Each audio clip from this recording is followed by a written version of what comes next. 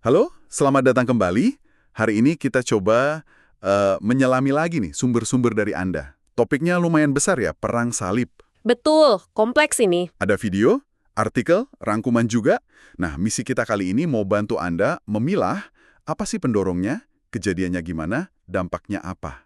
Langsung dari materi ini aja. Siap ya? Siap. Sumbernya ini kan cakupannya luas ya, periodenya panjang, sudut pandangnya juga banyak. Nanti kita lihat ini tuh bukan cuma satu perang, tapi rangkaian panjang gitu. Berabad-abad malah ya. Iya, dan motifnya campur aduk, ada agama jelas. Tapi juga politik, ekonomi, banyak lapisannya. Oke, jadi intinya dulu nih, apa sih perang salib itu? Sumber Anda nyebut ini serangkaian perang agama ya, Mhm, mulai dari Gereja Katolik Roma sekitar tahun 1095. betul. Tapi awalnya itu istilahnya bukan langsung perang salib. Mereka nyebutnya ziarah bersenjata, peregrinatio gitu. Oh, ziarah tapi bawa senjata ya? Iya, istilah perang salib sendiri dari Cruces Signati atau orang bertanda salib itu baru belakangan populernya, mengacu ke tanda salib yang dijahit di baju mereka. Ah, oke oke. Nah, definisinya ini juga ada perdebatan. Kaum tradisionalis itu fokusnya ke perang di Tanah Suci aja, 1095 sampai 1291. Tujuannya rebut Yerusalem. Tapi ada juga kaum pluralis. Nah, ini seperti yang disinggung sumber Anda. Mereka memasukkan semua perang yang direstui Paus. Contohnya? Ya, kayak perang lawan orang pagan di Eropa Utara, atau lawan kaum bidah di Prancis Selatan, itu perang salib Albigensia.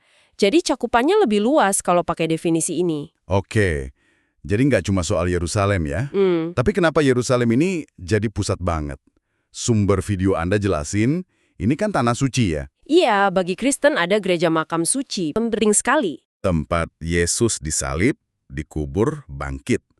Nah, kalau buat Muslim, ada Masjid Al-Aqsa, tempat Isra Mi'raj. Betul. Jadi dua pihak sama-sama punya klaim kuat secara religius di sana. Ini bikin potensi konfliknya tinggi banget. Oke, kita masuk ke perang salib pertama ya. 1095 sampai 1099. Dimulai sama seruan Paus Urbanus II. Katanya responsnya luar biasa. Banget. Ribuan orang, dari ksatria sampai petani biasa, itu ikut berangkat. Semangatnya macam-macam. Ada yang murni semangat agama, ada janji pengampunan dosa. Tapi ada juga yang, cari kekayaan atau status gitu ya? Pasti. Itu juga jadi faktor pendorong. Perjalanan mereka berat loh. Iya, pasti. Ada kemenangan penting, kayak di Dorileum tahun 1997. Itu naikin moral banget. Tapi perpecahan internal juga udah mulai kelihatan. Oh ya, kapan tuh? Terutama setelah merebut Antioquia tahun 1098, sumber Anda nyatat ada perebutan kekuasaan antar pemimpinnya. Ambisi politik mulai gimana ya, mengalahkan tujuan religius awal. Puncaknya kan di Yerusalem 1099. Pasukan Godfrey of Bouillon berhasil masuk, tapi yang mengejutkan terjadi pembantaian besar kan? Iya, itu salah satu episode kelamnya. Penduduk Muslim dan Yahudi dibantai. Godfrey jadi penguasa tapi dia nolak gelar aja, milihnya pelindung makam suci. Nah, dari situ muncul negara-negara Laskar Salib ya, yang disebut Outremer itu. Betul, kerajaan Yerusalem, County Edessa, dan lain-lain, kerajaan Eropa di seberang laut. Lanjut ke Perang Salib kedua gimana? 1147-1150. Pemicunya apa nih? Jatuhnya Edessa ke tangan Imaduddin Zangi. Ini pukulan berat buat Laskar Salib. Makanya Paus Eugenius III nyeruin perang lagi ya. Raja-raja besar juga ikut. Cis, kali ini pemimpinnya raja-raja. Tujuannya berarti rebut Edessa lagi. Harusnya gitu. Tapi anehnya, mereka malah gagal total pas gepung Damaskus. Padahal Damaskus waktu itu malah sekutu kerajaan Yerusalem loh. Lawan musuh bersama mereka, Zangi. Aneh kan? Loh, kok bisa gitu? Yaitu, strategi dan politiknya rumit. Tapi di periode yang sama, ada perang salib lain yang berhasil. Di Iberia, Lisbon direbut lagi. Terus di Baltik ada perang salib Wendi lawan kaum pagan. Oke. Nah, yang paling terkenal mungkin Perang Salib ketiga ya, 1189-1192. Sering disebut Perang Para Raja. Betul, ini respons langsung setelah Yerusalem direbut kembali oleh Salahuddin Al-Ayyubi atau Saladin pasca pertempuran Hattin. Wah, ini tokoh besar semua yang terlibat. Frederick Barbarossa dari Jerman, Philip II Prancis, sama Richard pertama, The Lionheart dari Inggris. Iya, makanya disebut Perang Para Raja. Tapi penuh drama juga ini.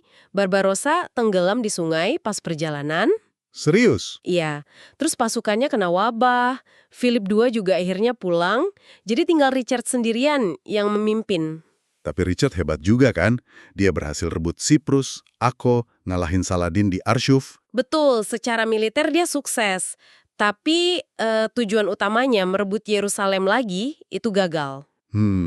Tapi yang menarik perlakuan Saladin ke warga Kristen beda ya? Jauh beda dibanding pembantaian di Perang Salib pertama. Sumber Anda kan menyoroti itu. Saladin cenderung melindungi mereka, perangnya berakhir dengan negosiasi, Oh, jadi damai. semacam gencatan senjata. Peziarah Kristen tetap boleh datang ke Yerusalem, Richard dan Saladin saling respek meskipun musuhan. Oke, lanjut ke yang paling kontroversial nih katanya. Perang Salib keempat, 1202-1204. Dipanggil Paus Innocentius III, mau nyerang Mesir awalnya. Rencananya gitu. Tapi ini beloknya parah banget. Gara-gara masalah dana sama Venesia, Laskar Salibnya malah disuruh nyerang kota Kristen, Zara.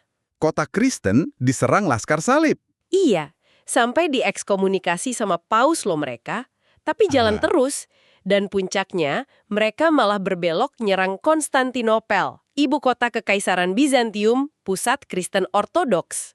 Wah, ini ironi banget ya. Kenapa bisa nyerang sesama Kristen? Ada ketegangan lama antara Katolik Roma di barat sama Ortodoks Timur di Bizantium.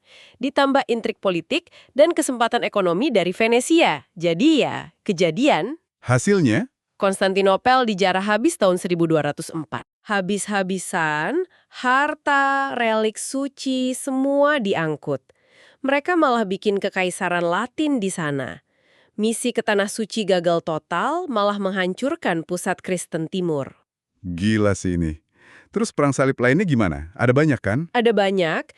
Yang kelima, nyoba lagi ke Mesir, gagal. Yang keenam unik, Kaisar Frederick II, padahal lagi diekskomunikasi Paus, malah berhasil dapetin Yerusalem. Lewat perang? Justru lewat diplomasi. Dia nego sama Sultan Al-Kamil dari Mesir tahun 1229. Dapat Yerusalem, Bethlehem, Nazaret tanpa perang. Wah, hebat juga. Terus, ke-7 dan ke-8? Itu dipimpin Raja Louis IX dari Prancis, dua-duanya gagal total. Yang ke-7 di Mesir, yang ke-8 di Tunis. Louis IX malah wafat di Tunis karena penyakit. Jadi intinya setelah itu semangatnya mulai pudar ya?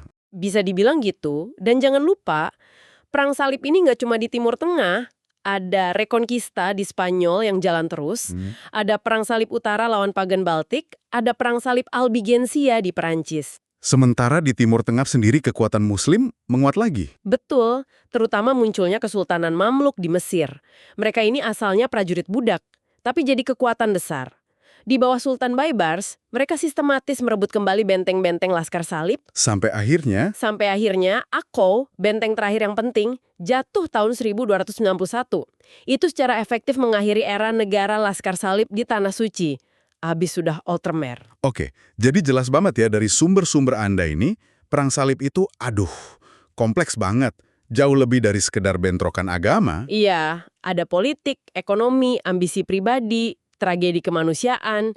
Ironinya juga banyak banget. Semoga pembahasan singkat kita ini ngasih Anda gambaran yang lebih kaya ya. Mungkin satu hal yang bisa Anda renungkan dari sini, gimana sebuah misi suci itu bisa dibelokkan ya untuk tujuan-tujuan yang sangat duniawi. Kekuasaan, uang, macam-macam. Dan gimana konflik yang dibingkai pakai narasi agama ini bisa ninggalin warisan perpecahan, kekerasan, yang efeknya itu terasa berabad-abad. Bahkan mungkin masih mempengaruhi cara kita melihat hubungan antar budaya sampai sekarang. Itu yang perlu kita pikirkan bersama.